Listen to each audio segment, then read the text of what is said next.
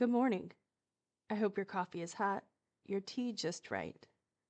I am wishing you, those you love, and strangers here and around the world a moment of comfort and connection today and every day. Today is January 15th, 2025.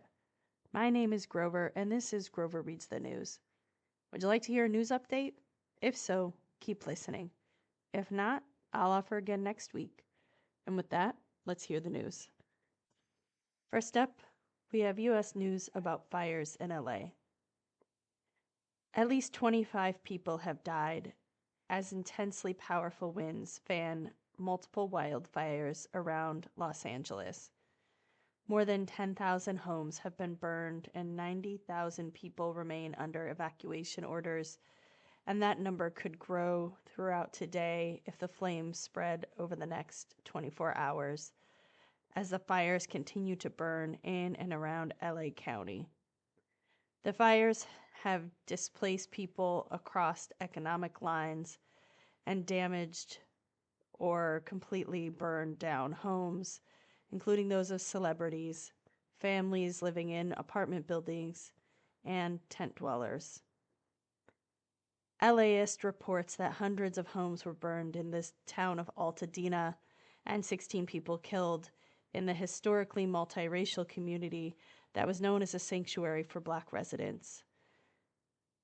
Situated near the base of the San Gabriel Mountains, northeast of downtown LA, Altadena was once home to famous artists such as Octavia Butler and Sidney Poitier. About 8 out of 10 African Americans living in Altadena own their own homes, close to double the national homeownership rate of African Americans. Mexico and Canada have sent firefighters to join crews from California, Texas, New Mexico, Colorado, Utah, Nevada, Arizona, Oregon, and Washington. Thousands of National Guard from California, Nevada, and Wyoming have been deployed.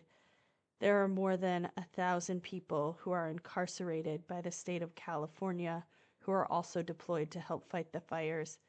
They are paid between $5.80 and $10.24 per day for this work, reports NPR. There's been an outpouring of support for victims of the fires. Pan Pacific Park Recreation Center had so many volunteers bringing donations that they had to turn people away.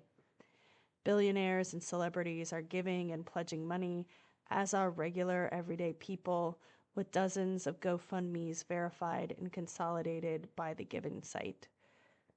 In Pasadena, crews of volunteers, many of whom are immigrants and service workers who have been without work since the fires broke out, gathered into fire brigades to pick up and clean up communities on the edge of the evacuation zone, removing broken branches and ash so that neighbors can eventually be safe enough to return home. Next, we have U.S. news about Donald Trump and international relations. Trump has not yet taken office, but he's made undiplomatic comments in recent weeks about taking over other countries, which has ignited strong responses from international leaders.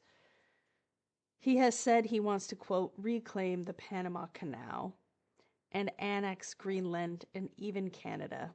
Panama's foreign minister insisted that the sovereignty of its vital canal, which the U.S. handed over a quarter century ago, is, quote, non-negotiable, unquote. The Prime Minister of Denmark, a NATO member that oversees the autonomous territory of Greenland, has insisted that, quote, Greenland belongs to Greenlanders, unquote. And Canada's outgoing Prime Minister, Justin Trudeau, has quipped that there, quote, isn't a snowball's chance in hell of a merger with the United States, reports NPR.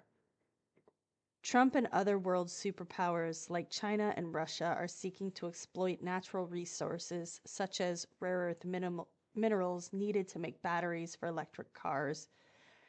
As the Arctic warms, the Washington Post reports, Greenland is a critical path through ice-free summer seas for military and commercial shipping routes and has stores of rare earth minerals.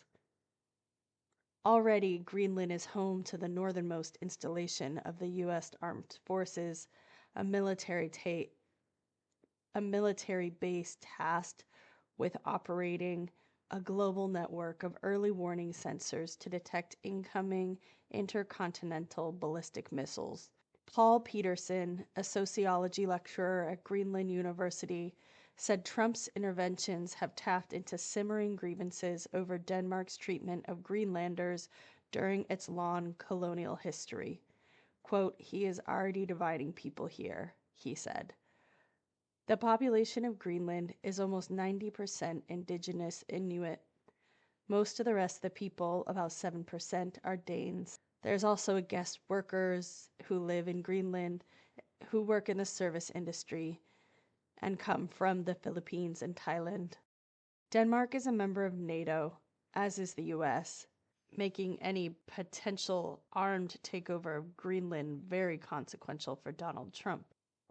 Some international experts think the president-elect's threats are part of a strategy to disorient U.S. allies, hoping that nations will ante up with offers if they want good relations with the U.S. Greenland's prime minister had previously said that Greenland was not and would not be, quote, for sale, while emphasizing the importance of staying open to, quote, cooperation and trade with the whole world. Prime Minister Egde said in a press conference on Monday that he wants to work more closely with the U.S. on defense and exploring its mining resources. Next, we have international news about South African miners. Hundreds of miners have been trapped in a South African gold mine for months, and at least 100 are believed to be dead. AP reports illegal mining is common in parts of gold-rich South Africa when companies close down mines that are no longer profitable to them, leaving informal miners to illegally enter and try to find leftover deposits. Large groups often go underground for months to maximize their profits, taking food, water, generators, and other equipment with them, but also relying on others on the surface to send down more supplies. South African authorities launched an operation in November to cut off their surface food and water supplies in an attempt to force the men out. Police dismantled the ropes they used to climb down and the pulley systems they used to get supplies. A cabinet minister said the aim was to, quote, smoke them out, unquote, and the government would not send help because they were, quote, criminals, unquote. A court case in December forced police and government officials to send food, water, and medicine down again, but the rights groups say it hasn't been enough supplies for all those who are trapped. A community-led rescue effort began bringing survivors and bodies out of the mine on Friday, while authorities started the official rescue and recovery efforts on Monday using a cage lowered into the mine. The mining shaft is at least 1.5 miles long.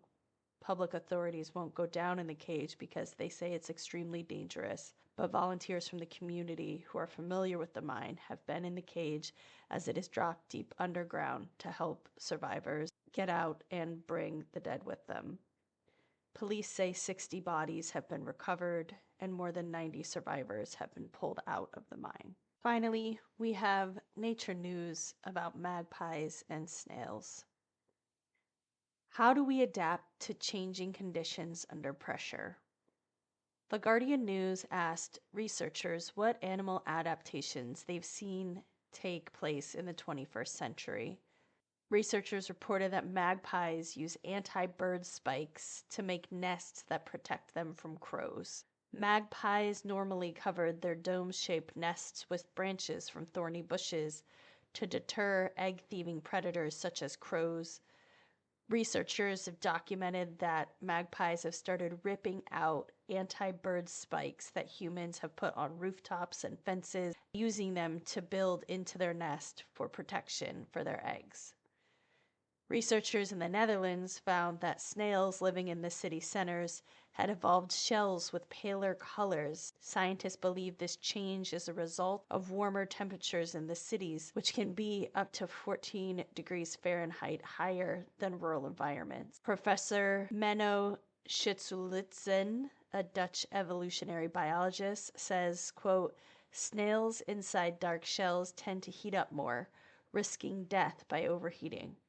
Probably the pale shell color keeps the snails just cool enough on the hottest days of summer in the city. To document these changes, researchers used pictures of grove snails collected by thousands of citizen scientists in the Netherlands. There's a link to this article in the links at the bottom of the post or in the show notes, and the snails are beautiful and pale and brightly colored at the same time.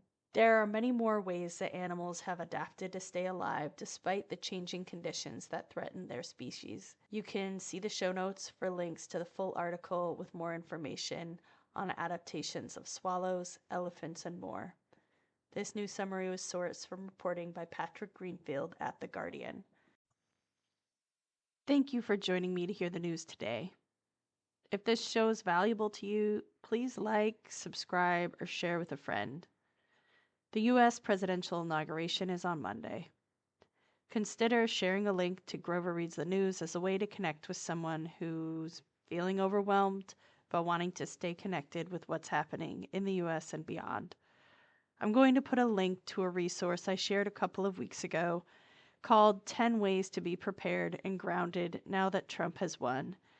It'll be in the list of news links this week, just in case you're ready to read it now and you weren't about a month ago. Also, there's bonus material at the bottom of the Substack post in the form of a cockatoo that's available to paid subscribers. Check it out. Starting next week, I'll be back to sharing news updates 2 times a week. Until then, be well.